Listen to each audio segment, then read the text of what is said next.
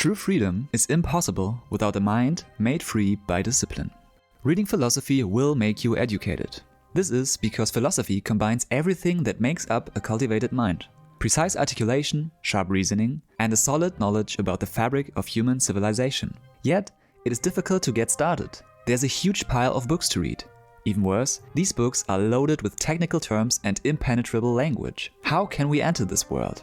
I studied philosophy for 5 years and struggled with the same difficulties. So today I'll share some tips that helped me during these years. Maybe they will save you a bit of pain as you take your steps along the winding path of philosophy.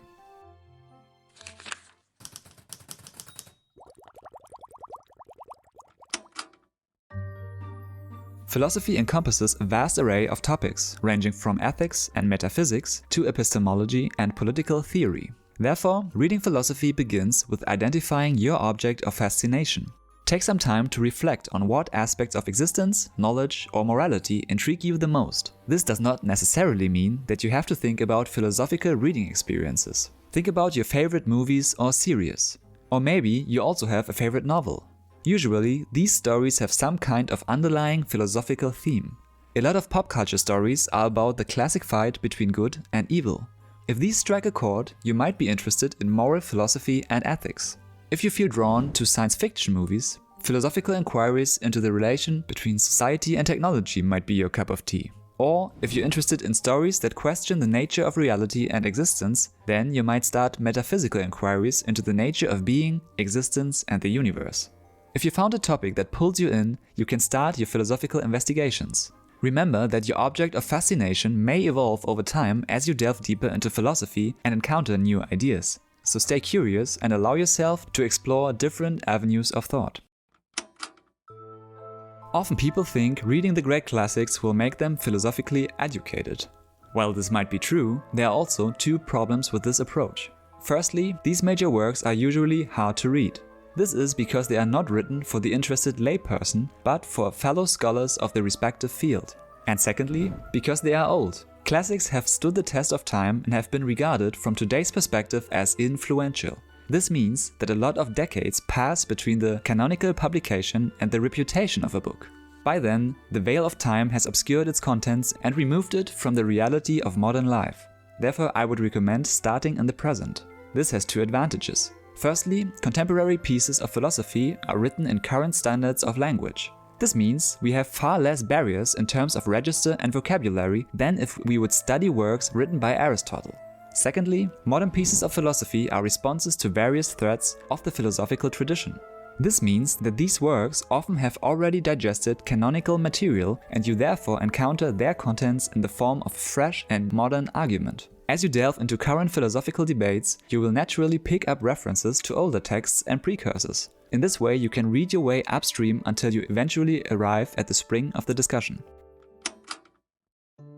Philosophy is not a lofty self-purpose, but should always emanate from your lived experience. So just as you start within the realms of the contemporary, it is helpful to start within the realms of the tangible, everyday world and to transition from there tentatively into the abstract realms of philosophical thought.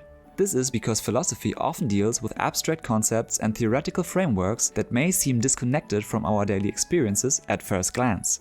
However, by grounding your exploration in real-life examples and observations, you can bridge this gap and make philosophy more accessible. Let's say you notice that you often have great sympathy or even admiration for the villain of a story. This doesn't make sense to you because villains are supposed to embody the exact opposite of the traits we should admire. You wonder why you feel like that. Here you have a concrete question that is well established within your experience and firmly connected to your own thoughts and feelings. From here you can start to delve into the analysis of villains taken from stories you like. Maybe you come across a reference to Nietzsche's thoughts on good and evil. Now you have entered the abstract level of philosophy while simultaneously maintaining its relevance to human experience. Philosophical texts always want to provide answers to certain questions. Unless you carry some of these in your mind, you won't be able to relate to the text. Think of an instruction manual. If you neither have the corresponding device nor know what the device might be, the manual becomes useless. If you have the device, however, the manual turns into a useful text. Your questions are your device, and your philosophical texts are the manual. Without such questions, you are only drifting randomly through the territory of thought.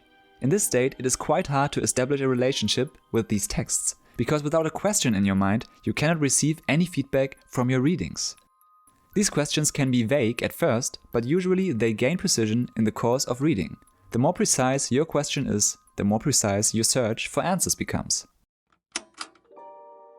I know this will probably be the tip most people won't bother with, because it is actually hard to do. But I have to debunk a great misconception you all know about. Most of us fall in love with the image of learning as absorption. We think we can read books and absorb their knowledge. If we do this consistently, we collect an increasing body of knowledge and become ever more educated over time. But this is not how it works. Or at least it is only a fraction of the process. As I'm sure you know, learning is an active process. Therefore, it requires active engagement on your side. In the case of philosophy, the best way to achieve this is through writing. Before most of you skip this, you have to remember you don't write for others, you write only for yourself. No one has to read your thoughts. They are like your private log of philosophical inquiries. The more you write about what you've read, the more clarity your thoughts gain. You can note down your questions and try to answer them by rereading certain passages and consulting secondary literature. In this manner, you level up your philosophical expertise as efficient as possible. This can be done with all propositional texts, but it becomes really useful in cases of difficult ones. Every decent text has a structure. Unless you understand this structure, you cannot understand the text. There are texts which make the structure accessible and easy to see. But there are also other ones which are not that straightforward with their structure. As a result, these are usually the texts which leave us puzzled. If you discover the structure, most of the texts instantly fall into place. This can be done by assigning headings and subheadings to the text. Here you have to go from the general to the particular. First, try to find broad headings for long sections. Then you can try to assign ever more specific headings to ever more smaller subsections. Ask yourself how they relate to each other and how they fit in with the broader headings. Is this paragraph just an illustration of the argument from the preceding paragraph? Then they belong together. Retitle them until they all fall into place. This way you unriddle the text's structure bit by bit until you finally start to see the bigger picture. An effective approach to understand philosophy is to examine your position of interest through the lens of the counterposition.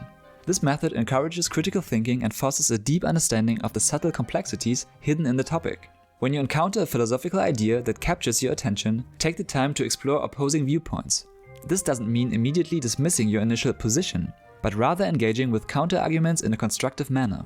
For instance, if you're intrigued by existentialism, a philosophical movement that emphasizes individual freedom and the search for meaning in a seemingly absurd world, you might explore criticisms of existentialist thought. This could involve reading works by philosophers who advocate for determinism or those who challenge the notion of absolute freedom. Engaging with opposing viewpoints enables you to see the strengths and weaknesses of your chosen position more clearly. Resources can be a great source of help if matters become confusing. Wikipedia often gets a bad rap because it is not always curated by experts of the field. However, I think it is still helpful for getting started. As you delve more deeply into certain matters, you might want to switch to high-quality sources. At university, we were advised to consult the Stanford Encyclopedia of Philosophy. It is freely available on the internet and counts as a solid source for research. Here, scholars have put together all kinds of well-researched articles to give you an overview of endless philosophical topics, discussions, works, and authors. I hope some of these tips will help you to get started with reading philosophy. Although it is no easy subject matter, I think it is really worth it. What about your experiences in reading philosophy? What helped you to get started? Write your thoughts down in the comments below and leave a subscription if you like. Thanks for watching.